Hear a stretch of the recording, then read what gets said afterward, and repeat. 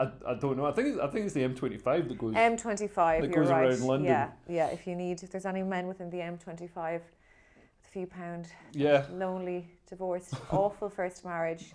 So like even if you just switch positions twice during sex, they think you're an absolute legend. Just go back out with Dominic. Yeah. I know. This is a call. It's like a traveller call out, but for Dominic to come back. I'll just send this to Dominic and he can. So I'm here with Aideen McQueen. We're gonna do my podcast Clown World, talking about topical issues and stuff. We're actually in Leeds. We're on the Comedy Unleashed tour, where Aideen absolutely smashed it last night in Manchester. Yeah.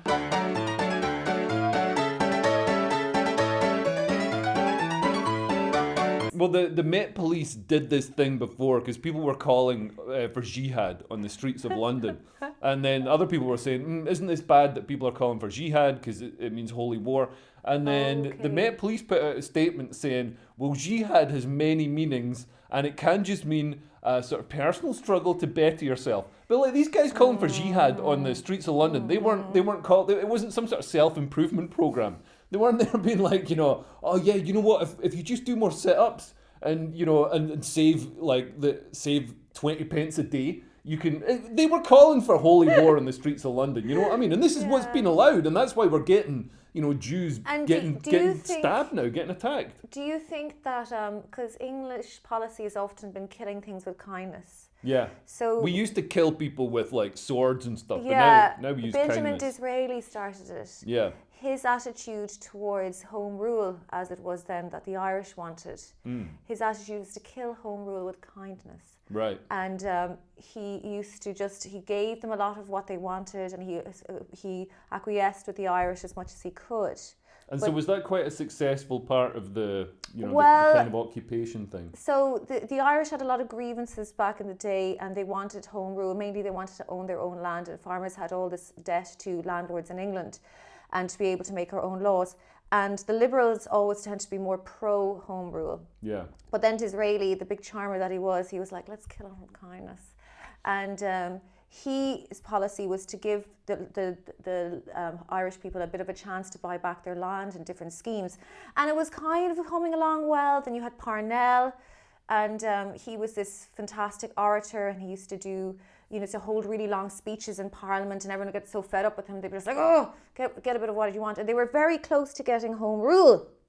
This is a bit off topic now, but then Parnell, he made a mistake. He started sleeping with a married woman. What, an Irish woman? And Kitty O'Shea, she was married to an English army officer or whatever, I can't remember exactly, but the Irish people then became scandalised by this, and unfortunately... And this is where it all fell apart. It's funny how just by a sex scandal. Yeah, a really mild sex scandal. It's so funny how so many momentous things in history actually come down to something like that. Like, so Tiananmen Square. I always thought it was the students were feeling oppressed or whatever, so they decided to get up and revolt. But actually the thing that started it was there's like a black lad... in China, which must have been a bit of a rarity then. I think it's a bit of a rarity now. Yeah. But he slept with did he sleep or did he sexually assault or something? I think he slept with a Chinese lassie. The big difference between sleeping and sexually assaulting. Let's just say sleeping with for the moment. yeah. But a little fact check up afterwards. I don't want to slander this, exchange student from Gambia or whatever. But so basically these Chinese students, it wasn't some sort of, cry for freedom. They were pissed off that a black guy had slept with a Chinese lassie.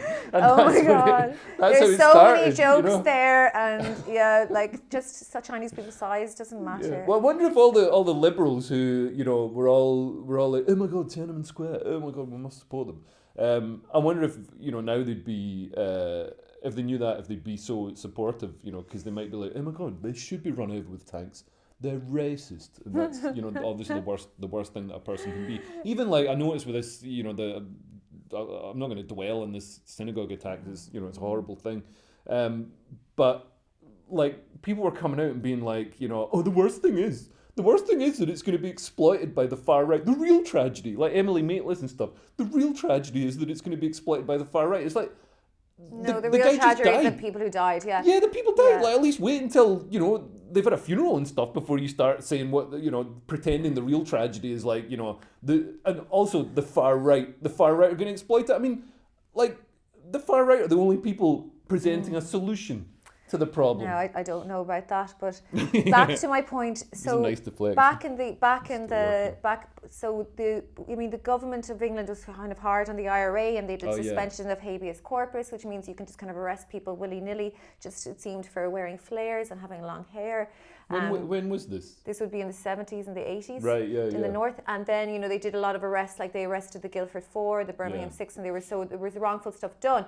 And that made people more angry, I think, and it polarised people. And so I think what the British government are trying to do is avoid something like that, where you had this radicalisation of people because there was injustices done. So is that why the British government are so nice to terrorists? So there's a sort of line of thought that goes along like that you've sort of almost got to feed the beast to keep it happy, so that you avoid any sort of particular incendiary moment that could erupt. But at some point that moment's going to come, and I think once we're seeing such huge immigration, such huge population growth, for that demographic, once the numbers are there, if you look at other countries, once the numbers get to 10, 15% or whatever, you kind of got a big problem. And you don't need to wait for a catalyst to happen. It's gonna happen. Look at Lebanon. What happened in Lebanon? Well, so Lebanon was set up. The British set it up when they partitioned all the areas.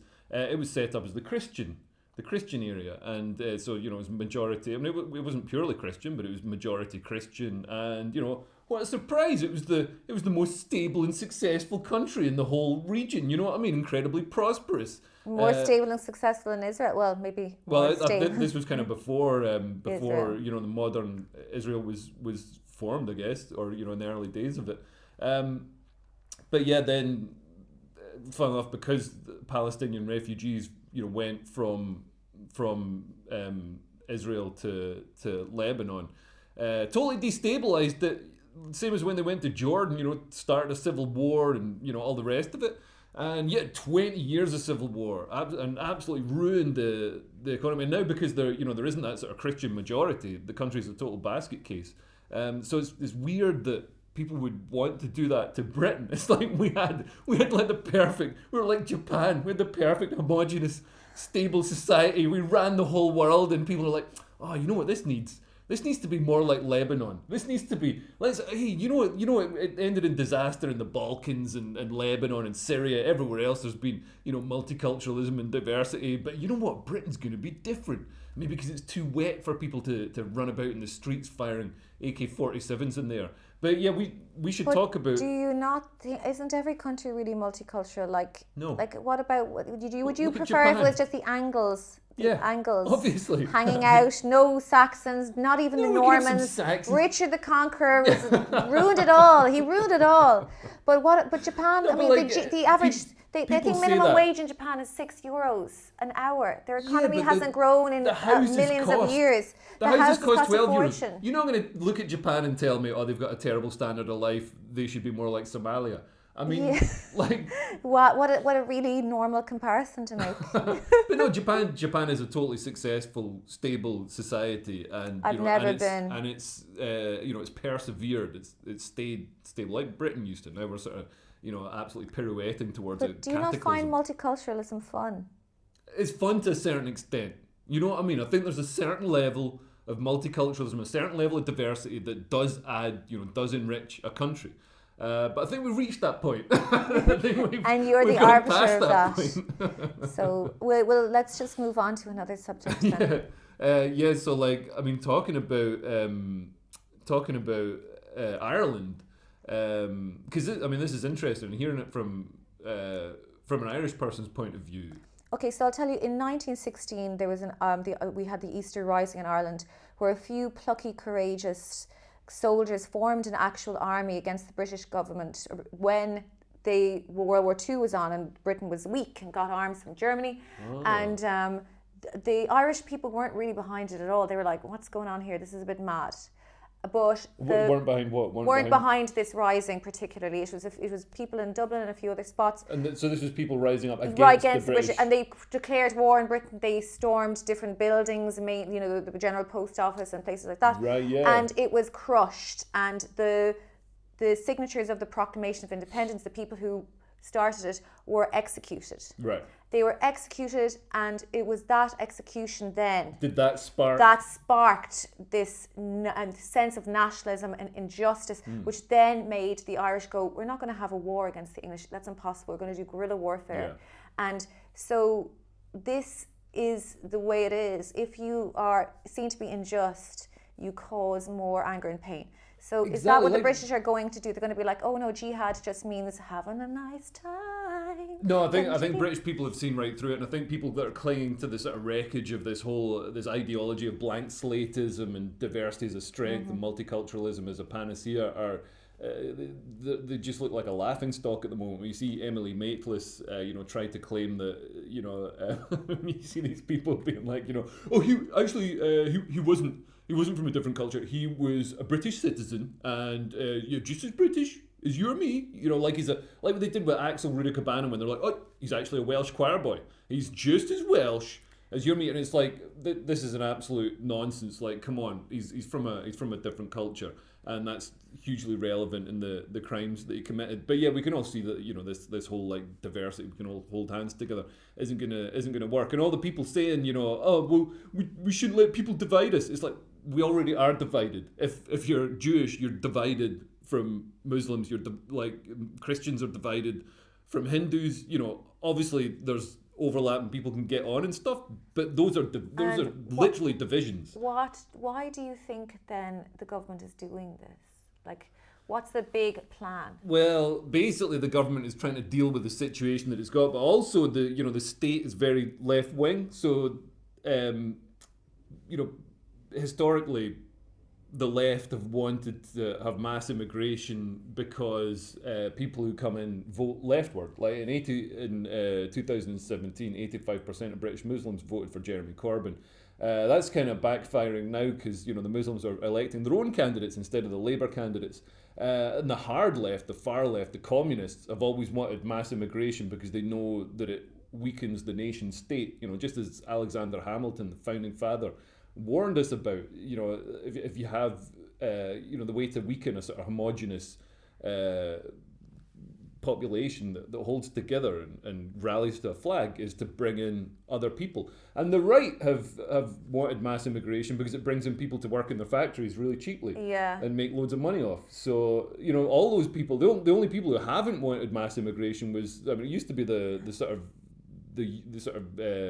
real sort of lefty unions and stuff, because they didn't want people coming in and undercutting their wages, and also the sort of patriotic right, the people who are condemned as being far right. Powell's word. But do you think the left is so, like Tony Blair in the 90s went, I want to weaken the nation state?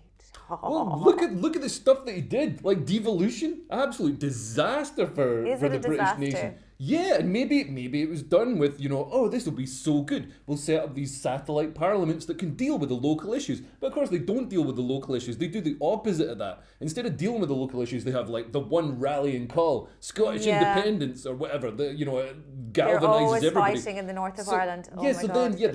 Storm one as well. So then instead of having some that focuses on local issues, they ignore local issues because they don't need to. They've got this galvanizing lightning rod issue of independence to rally everybody to the flag. And because everybody's, you'll get like a third of the population who'll go out and vote for that, you've essentially got an elective dictatorship where the SNP will never get booted out. It's very relaxing actually when every day you wake up in Northern Ireland and you say, all I want is Irish independence. Imagine feeling like that, just having that laser focus in your life. It's interesting though to see parties like Sinn Fein, who used to be Ireland for the Irish, used to be incredibly patriotic, flesh and blood Irish, and now they've, because they were always a kind of Marxist parties. They would have been a socialist party all the way through, So now they're not Ireland for the Irish at all. They're like Ireland for everybody. Ireland for the Somalians. Except the English. Except the British. Except for culturally similar people who would actually fit in really well in Ireland. But Yeah, it's interesting how they have, and they haven't brought everyone with them. My sister worked for Sinn Fein for 5 years. Right. She was their press officer for Dublin. Oh, really? So yeah. So when the gay equality laws, the gay equality referendum came in, she had like, let's go to bring Jerry down to the gay bar and hang out with drag queens and stuff. And she did a lot of, it was great. It was very fun, you know. Yeah. Is that an AK-47 in your pocket? Yeah, are you pleased to see me? She organised, like, you know, because they really tried to change their image. Their image had been very stuffy, and then they made a real concerted effort at getting young middle-class people to come in. So if you're like a really old-fashioned Sinn Féin TD, what we call MPs, Tachta Dála, like that's been in prison or whatever, they would send some like, hey guys, hey dudes, let's just smarten this whole thing up, and somebody that really inappropriate to match with you for that. So Sinn Féin were sort of taken over by the same sort of people who've taken over the Labour Party. Very back similar, in the day, the Labour Party was very similar. sort of hard left unions, you know, like cared about communities and all the rest of it, weren't keen on Europe, weren't keen on mass immigration, and then now they've been Sinn Féin used to always vote against any European treaties, like going into the EU in 73, the Maastricht Treaty they were against. Not too sure about the Nice Treaty, but we voted against the Nice Treaty, and then the government made us vote again. They're like, no, we need to do this because we love Europe. Classic democracy. If the state doesn't get the answer it wants, it's like, no, let's have another go at this. They did. So we've loads of referendi in Ireland. It's super democratic. So you're not quite like Switzerland, but we're always voting on stuff. And then you've got some, like there's the referendum like last year or the year before that on the definition of the family and something else. And it was one of those ones. It was like The Voice in Australia, the thing to give Aboriginal people different rights. That, you know, started off, it was going to be a slam dunk for the sort of lefty progressives who were pushing it, and then once people saw the issues, it actually went the other way, and they lost. Yeah, they didn't like it at all. They voted no on both of those referendums. Like, one of the things was to redefine what a family is, which would have meant that basically would have enabled greater chain migration, because you know, say I'm in Pakistan with 15 of my mates, and I get my visa for Ireland, and Ireland takes a huge number proportionally per head. It takes more than the UK even. Like if I was in Pakistan and I got into Ireland, I could then turn around and be like, well, I'm actually in a polycule. This is my consensually non-monogamous polyamorous polycule of 15 quintuplet sex chain. Yeah, it's very interesting, isn't it, when you get into all of that polyamory and, like, you know, it's going to heritage rights and all of that stuff, but people just like, no, we don't want it. In Australia, I was just over in Australia a couple of weeks back, and they've got Indian people going over to Australia and then claiming Aboriginal rights, because they're a little bit similar. They say, yeah, it's not just that. They say that the first people who went to Australia were like going from India, so they've got like the shared heritage and stuff, and it's like, and the Aboriginals aren't too happy about it. Not going to buy that. I mean, that's like Irish people. We claim that St. Brendan discovered America. It's like, that's just a story for the pub, you know. No thanks. So yeah, these things are very interesting. Is Sinn Féin and the sort of progressive parties, what are they? Fianna Fáil. So good attempt. Well done. Definitely married to an Irish woman. He even tried. That was good. So Fianna Fáil would be centre. They pretend to be centre left. They're centre right. Right. And they would be quite populist, really. Yeah. So Fianna Fáil means Soldiers of Ireland. Right. And it was a party founded. The main party stemmed from Sinn Féin when we got independence, and then the other party is Fine Gael. That'd be Leo Varadkar's party. Oh my that God. means like tribe of Ireland. So these beautiful Celtic aspirational names. Right. And they would both be Fine Gael be more right wing than Fianna Fáil, less bothered about a united Ireland. As long as we're making money, we're okay. Yeah, and like speaking to people in Ireland, you know, talking about the economic thing of Northern Ireland would be a big factor, because, you know, Ireland's doing so well now. Ireland's doing great. It's doing so well, and they're like, doing great. They're like, we don't really want or need, or because if they took Northern Ireland, all those people, are they going to still want to keep the free healthcare and all that sort of stuff? We don't have NHS in Ireland. We have the HSE, Health Services Aaron. So you pay it's for not it. as good. I pay, Insurance. but I used to pay when I was on a low income, when I was actively drinking. That's the thing. The benefits system in Ireland is like insanely good. You get like so much money if you go on the dole. €220 a week. Yeah. Plus you can get rent allowance and lots of benefits. Like there's loads of English people in Ireland just kind of living in caravans on the dole, kind of hippies. So we're like we're like being the benefit my claiming. nan's Irish. Yeah, you want to smoke a joint? We're the benefit claiming like immigrants in Ireland. That's that's Ireland is doing. Yeah, what Ireland is doing. Like I remember when Brexit came up and they were saying there was way more English people on the dole. Like not even just proportionately, like the number of English people on the dole in Ireland is way higher than Irish people on the dole in England. Right, yeah. Because you just get like a Scotch egg and 50p in England. Oh, there's no point. There's no point point. claiming the dole. Like what's it called? Job seekers allowance. Job seekers allowance. Yeah. Yeah, like you might as well get universal a job. credit.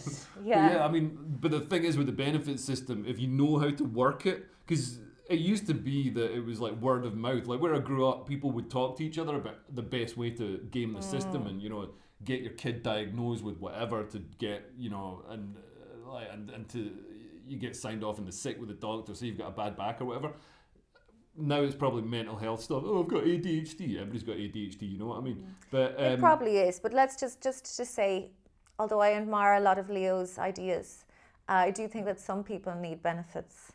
But I get it. Yeah, some people do game the system for sure. Yeah. If you're on a tropical island, if you put those people in a tropical island, yeah, all right. Some people need some benefits. Some people, sometimes you're in between jobs, or you might need a bit of a dole to keep you going. But like, I don't think everybody does for sure. And I definitely think they oversubscribe with the disability allowance thing, and because. If you're depressed and you have ADHD, actually working would really help you. Yeah, like totally. I was on disability for a little bit because I was an alcoholic and I wasn't able to work, and I was just like in a state.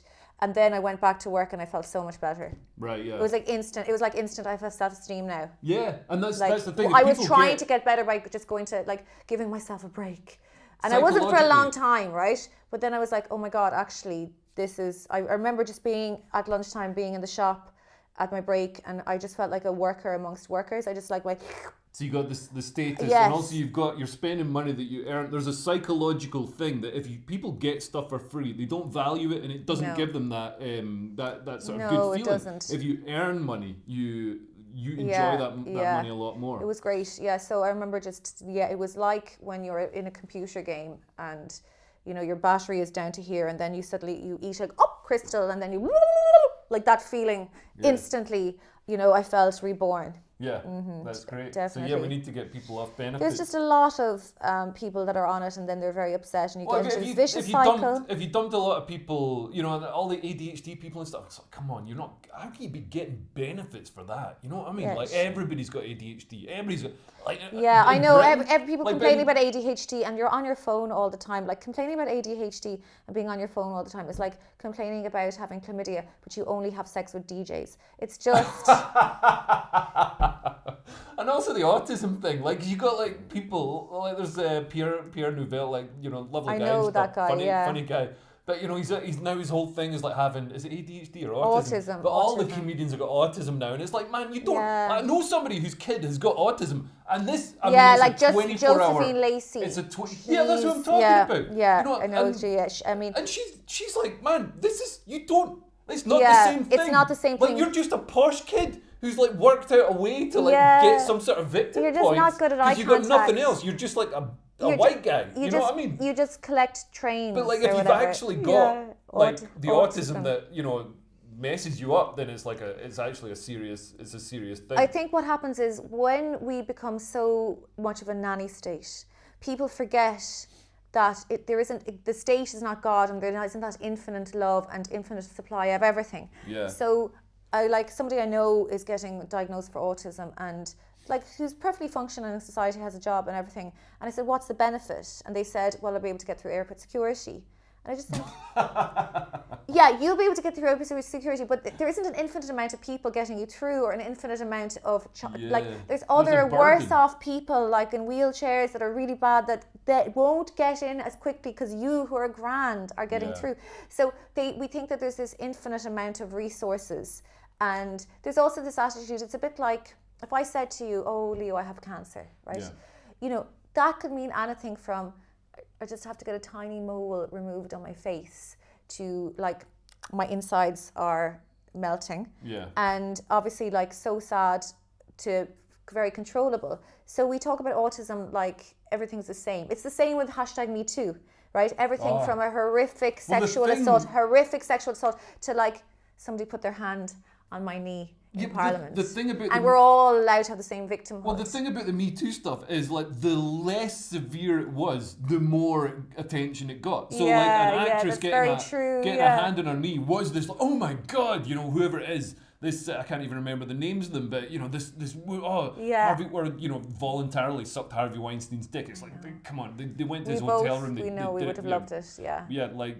He's my agent. They got a good deal. It was a transactional thing. They got a good deal. You know what I mean? Like anybody in Hollywood. Anyone would have done it. It's bad that he did it. It's bad that he could work his system. Where it's bad that acting is so easy that anybody can do it, and all you need to do is suck Harvey Weinstein's dick. If it was like I want to be the head don of chemistry in Oxford, if I just sucked somebody's dick, like a brain surgeon. That can't work. You're not going to get like a line of waitresses and like whoever sucks the dick best is going to be the brain surgeon. It's like not even in Mousy Tongue's world of sucking dick.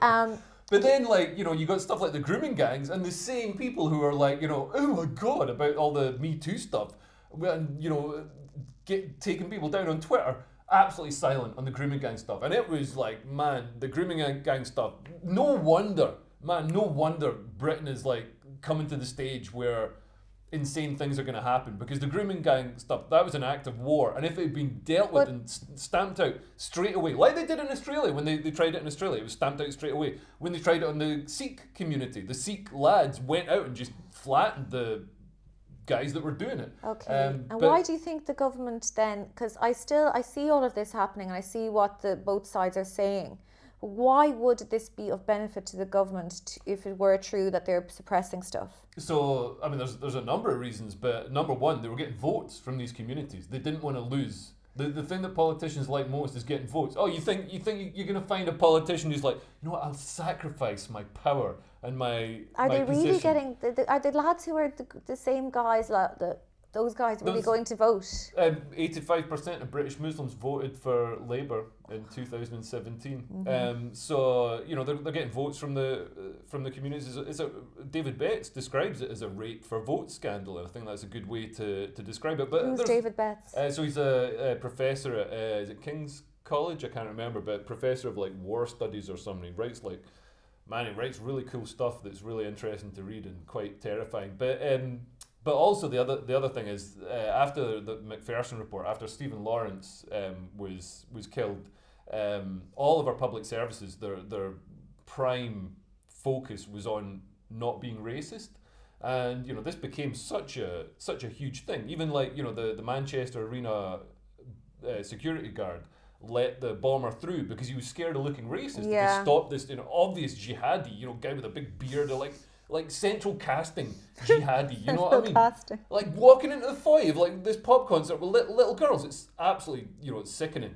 But yeah, he was afraid of looking racist, and people are like, well, it's just about trying to be nice. Well, there's an example of how trying to be nice can result in horrific things. But also with the grooming gangs, they were scared of looking racist. They were scared of upsetting community tensions. So, at each stage of the way, it's tiny little things that can allow huge crimes to happen. Look at Jimmy Savile. People were afraid of like losing their jobs or whatever. So everybody just collectively allowed horrific things to happen. I suppose, we can't say that it's not impossible, like with what happened in Germany in the 30s. So there can be a kind of a mass delusion where they're trying their best to be good and nice, and it's not working.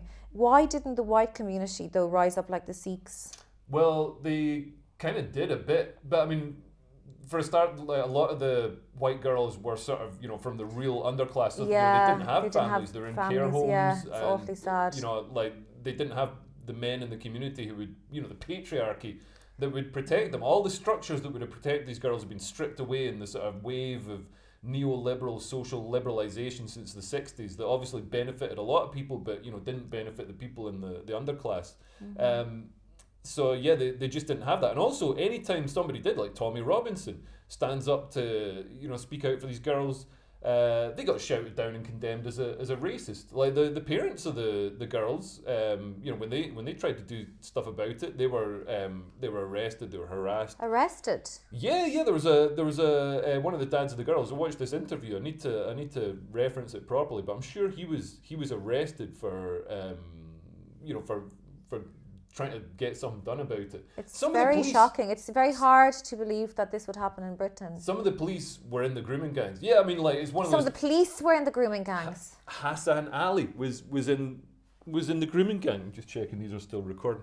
This guy Hassan Ali was in the grooming gang. You're checking if he was there. So like if you went to the police station, like that's the thing. If you recruit from the communities, there was a big drive to recruit from minority communities because they're like, it's so important to have representation, and it's like, well, it's not that important when the guy's in the grooming gang as well. And now I don't like. I mean, that's an exception, and I do think it is important to have representation. Because they had this problem in the north of Ireland, where I'm going back about the north of Ireland again, but it's an interesting Ireland semi-example is a different thing because Irish and English and Scots, like, we're all essentially very culturally similar. Even the whole of Northern Europe is culturally similar, and a German could move to Ireland and get along absolutely fine. Yeah. You bring a guy from the Horn of Africa, that's a different culture. But I'm sure those people who were recruited, I'm sure there's plenty of decent policemen of different nationalities in English police force. How many do you? So what can I ask you? You can't you just talk hold about up one and be like, but look at this one, he's okay. This one's not in a grooming gang. Yeah. No, I'm sure. I'm sure there's loads, but tell me this. So actually, neoliberalism. I've got a mate who's a Muslim, Afghan Muslim, who's he was in the police. He's a great guy. See, there you go. But neoliberalism, I think about this a lot because, of course, now you have the trad wife movement, and we're saying that we threw the baby out with the bathwater. But my mother's generation in Ireland, they screamed at us to close our leg, to go on the pill, to not have kids, to go to university. They were screaming this at us. Yeah. So if their lives were so good, why were they screaming at us? Or is there a happy medium? Like, I mean, my mother only had 3 kids, 83, 84, 85, and after it's 85, old for kids. Yeah. I know, what can I say? I've been in a lot of Botox. So that's the years we were born. And in 85, contraception was universally available in Ireland. She had no more children. Yeah. But like a lot of my people my age and a bit older would come from families of 10 kids. So then the past generation, like people from 17 kids, 15 kids. So people had a lot of children. Yeah. And their lives were difficult. And they were controlled by the Catholic government, who were against contraception. So what is this now rally against neoliberalism? So, I mean, neoliberalism, worked out great for the people it worked out great for, you know what I mean? Being able to move to London, being able to work, being able to have contraception so you don't have a kid. And then you can, build a career and stuff. But then, number one, where's the next generation of kids going to come from? Like, the government's all like, it doesn't matter that our fertility rate is dropping. We can just import people from, It's Africa and stuff. And it's like, it's not the same. It's not the same as, kids growing up here. Also, I think there's something about society when it doesn't have enough kids, because kids bring such joy and fun and energy. And you should have some child in your life, if not a child, because it gives you that social responsibility. You're a changed man since you've had your child. You used to be just this devil may care, rogue, man about town, putting it about like a goat. It wasn't his fault. Women would try to climb Leo. They loved him. And then finally the savage beast was soothed. And now he's stepped into his manhood. So, sorry, it ladies. does make you think about the world in a different way. Like, I was never worried about the sort of direction of travel in Britain as much as when you have kids, it's like all of a sudden, instead of just seeing yourself as an individual, you see yourself as a sort of, a lineage. Yeah. And so, now I'm worried about my kids and my kids' kids. What country are they going to live in? Are we going to have to leave and go and live in America or something? So yeah, it changes all that. And it, also I'd say all that stuff. I understand that under the Catholic Church, they were pretty bad. I've heard the stories from my wife's family. They had a brutal time sometimes, and it's interesting. One day it all just fell in, just from word of mouth. But it was such a strong ideology. It was almost like Iran or something like that. Yeah, I mean, it was like we have to identify as Irish. That's why Irish culture is so strong, maybe compared to Irish music and Irish language, a little bit Irish sports, compared to maybe Welsh and Scottish. I mean, they have their strong cultures as well, but because we invented it 100+ years ago as a bulwark against Englishness. So, the rules of our sports were invented, the music was all written down, the language was revived. And the religion was a big part of that. To be Catholic was to be not English, to, the strength of it. So the church got a firm grip, almost like probably fascist-like grip on the state of Ireland, and it was completely intertwined. Yeah, so I mean, there must be. I agree. The progressives have that vice-like grip on the state, and through all the NGOs, like so much of the state's budget is spent on NGOs, non-governmental organisations that pretend that they're sort of this independent, or they pretend that they're expert groups, expert voices, but they're not. They're really radical, far left special interest groups that push a very sort of radical agenda, like you see with the with all the gender nonsense and putting male rapists into female prisons and all that sort of stuff. That's not an expert speaking. That's a radical communist making some weird decision. But the progressive thing has sort of replaced the Catholic thing. It definitely has. We are very woke now. Yeah, and I think we've thrown the baby out of the bathwater, and people really because the terrible things happen in the Catholic Church. All these I can remember it happening. Like as a child, everyone went to church at the weekend. Yeah. We said prayers at night. And then there was a first scandal in 1993 with Bishop Casey. He's kind of like Bishop Brennan and Father Ted, and he was seen to be having an affair with a married woman, and this was so scandalous, and people were shocked. Imagine an age-appropriate woman. And then, she wasn't married actually, but he had a child with her. Then all the sex abuse things, and people's just faith fell to the floor, and we completely replaced it with trust in government, kind of. And it's, I mean, we were told, I've been on the pill since I was 15. Like, it does stuff to you. I'm not on the pill anymore. And I was like, oh my God, I'm actually like not totally beholden to my emotions. Like, the pill, like, it has some side effects. This is something I used to say. It's like, the side effects are like, irritability, suicidal thoughts, Jesus. Weight gain, but you get to have casual sex. The side effects of which are also suicidal thoughts, irritability, depression. Yeah. So we just kind of went into this medicated, sterilized world and didn't really think what it was actually doing to us as people. That's interesting, yeah. And I think the sort of progressive advice that's been pumped into our culture and pumped out by the state. There's a happy medium. So that's all like, oh, don't have kids. Oh, you should go out, have fun, have casual sex, get drunk, blah blah blah. That's cool. Getting married and having kids is boring and rubbish, and kids are annoying and difficult and expensive. It's all nonsense. You have a kid, it's like literally. I can't believe how great it is. It's like, and I just feel like I've been lied to my whole life. That's so funny. I'm sort of glad I didn't have kids till now, because then if I had kids earlier, they'd be different kids, and I wouldn't have the kid I've got now. Maybe I got really lucky. Kids? Like, just different sperm, different woman. It would be different because it wouldn't be now. It wouldn't okay. Yeah, I know what you mean. Okay, but your child is lovely. Yeah. And I can't. Maybe I got lucky, but but yeah, I just can't. Like, I just think that message needs to get out there. That like actually having kids is brilliant. You know what I mean?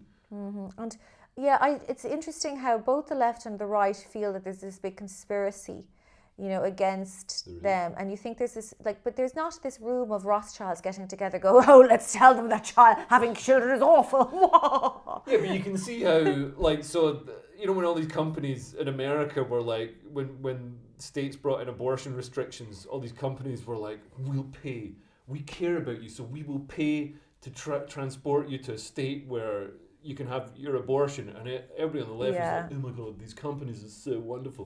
So they're not doing it. They're not doing it out of kindness. They're doing it so you don't take 6 months off and like then come back as a part-time worker. Yeah, that's They're doing true. all the stuff that they offer, the egg freezing, all this sort of stuff. Like they just want you at your desk. That's why the coffee's free. They want you at your desk as alert as possible, banging through those spreadsheets. Yeah, the coffee's also free in Paddy Power, isn't it? Yeah. But do you know, this is what was I going to say? Like the egg freezing thing is a total racket. Yeah, because you don't find out until 15 years later. Yeah, and no child has been conceived from frozen eggs in Ireland. You'd be better off putting beans up your fanny. No child. It's a total racket. I went when I was in my late 30s. I went, let me see if we can freeze these eggs, and they were like, your eggs are old. Right. And I was like, I'm sorry, but I look so young. Like I use Botox, but the eggs, they don't get the Botox. You're too old. We're not doing it. And then I looked into it more, and it's a scam basically. It's very unlikely that these eggs will work. Yeah, they had the woman. It's just to make you feel, and actually you're using up your eggs because you're inducing the egg production. Yeah. Boop, boop, boop, boop, boop, boop, boop. That's the noise it makes. Boop, boop, boop, like boop, boop, boop, boop. All these eggs come out, and then you've got no normal eggs left, and these frozen eggs. Right. Yeah. Not good. Don't get it. I mean, sure. I don't know how much of your audience are also like women in their 30s. It's mostly men in their 50s, but I'm sure they're still interested in eggs. Yeah, so men in your 50s, if you have, you're Leo's fan, so maybe you have a second younger girlfriend, that's off to the vibe, I think. So tell your 35-year-old secretary that you're having an affair with not to get her eggs frozen. This has been sponsored by BetterHelp. Did they really give you free coffee in Paddy Power? Yeah, 100%. No, and the gambling, anywhere where there's gambling, and sometimes a plate of sandwiches will come out. They just want to keep you alert, gambling and remember that gig we did? I think it might have been the last gig we did before these Comedy Unleashed ones. Yeah. So we did this gig in a casino not long after lockdown and all that. And but it was like it was the toughest It was the toughest gig. Man, it was a tough gig. We might as well have been doing a one-woman play about NHS reform in the 1970s in German. Nobody's paying. Like Shelley was a wonderful woman, right? She forced people, because she's so attractive. Yeah. She had this beautiful black dress on, the promoter. She just pushed these drunk Norwegian men into the gig. Yeah. I didn't like, it was good money and stuff. It was good money. But the reason they had the gig wasn't because they were like, hey, this is a good idea. It's because for their licensing, they've got to put on something that isn't like just people spending their mortgages on these slot machines. Yeah, it was horrific. Yeah. But at least, it was a cash grab. We went in there, we did our time, and we got out. And it was only in Stratford. We got the cash. Yeah. But these Comedy Unleashed gigs are fun. They're and tonight really fun. is sold out apparently. So yeah, it's I'm doing the opening fun. now. Yeah, you've been promoted. Yeah, can you imagine a woman being promoted at a Comedy Unleashed gig? Yeah. So but you crushed last night I did, in Manchester, and that was a tough room. That was a tough room. So we both did great.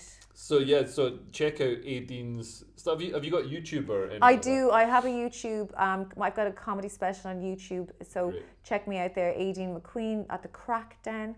Nice. And then is the Crack Den, is that Danny O'Brien's gig? No, that's the Crunch. All right. Yeah. Yeah, the Crack Den is Eddie Malarkey and Damo Clark. Right. You probably know those guys. Yeah. And I go on Instagram. Find me there.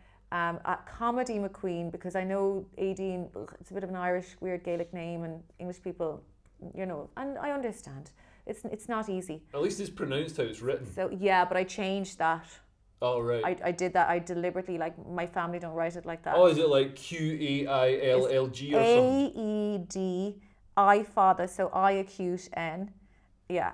Right. And then my other people spell it EADAOIN. Oh God. Yeah. Well, it's just a different system. It's like the Welsh system. But Irish people go like, oh my God, they can't spell our names. I'm like, it's very different. Yeah. Give them a break.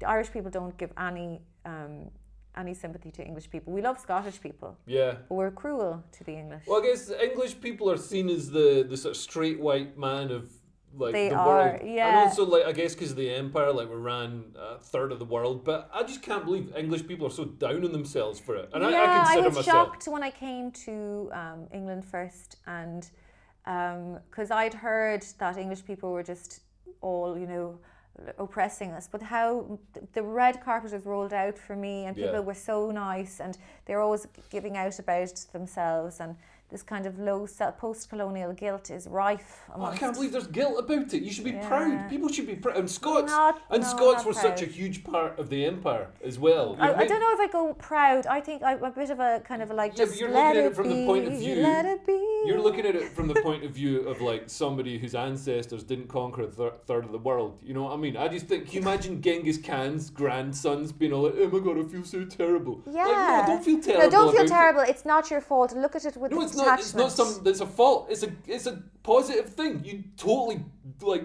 you dominated the world.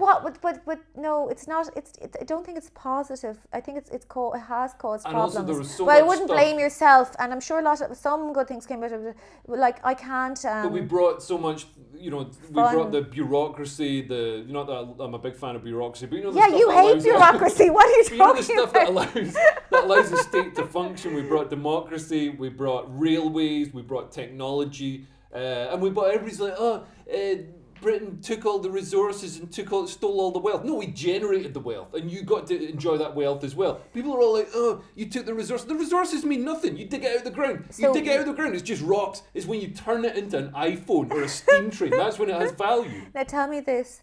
Would you prefer if we were back living in the British Empire again, if the British Empire still ruled supreme? I honestly think there's a good case to be made for bringing the British Empire back, because the argument that's made for mass immigration is that, well, in Somalia and all these places, they're so war-torn, these desperate people, they have to come to Britain and we have to give them free housing and stuff. Well, I mean, that's one way we could do it, or we could just go to Somalia and run it further. No, I think it's interesting that, all right, where it's almost arrogant that we're like, well, the people have to come to us. Yeah. Rather than let's help the people create a good society in their own country. Let's dominate them. Not by dominating, Yeah. by enabling. Yeah. Now, I don't know we how can to call do that, it but it's enabling. hard for me as an Irish nationalist who grew up indoctrinated with the idea of self-determination of all people to advocate for any kind of empire and, a non-interventionist policy as a neutral country. I'm very neutral, but so I wouldn't agree with you there at all. But like to be angry at yourself for having been the ancestor of colonizers is silly. Yeah, when you should be proud. You should be just neutral about it. Aideen, thanks so much for joining me. We better go and get. We better go. The promoter is taking us for Vietnamese food. This place, Do you like Bistro. Vietnamese food? Yeah, I love all kinds of food pretty much. They're all delicious. British food. I mean, they wouldn't be able to sell it if it wasn't delicious. And the only thing is, it's called Viet Bistro, and why would you not call it the Viet Cong Teen? Yeah. The Viet Cong Teen. That's got a ring to it. Oh, so the Viet Cong teen, what would you serve? Agent Orange juice? And what other dishes? So, fire in the toad in the hole. Yeah. Anyway, we better go. Thanks for listening. Thank you. Thank you. Bye. Slán Folín Ihawa. Yep, whatever that was. Whatever Star Wars stuff that was. Okay.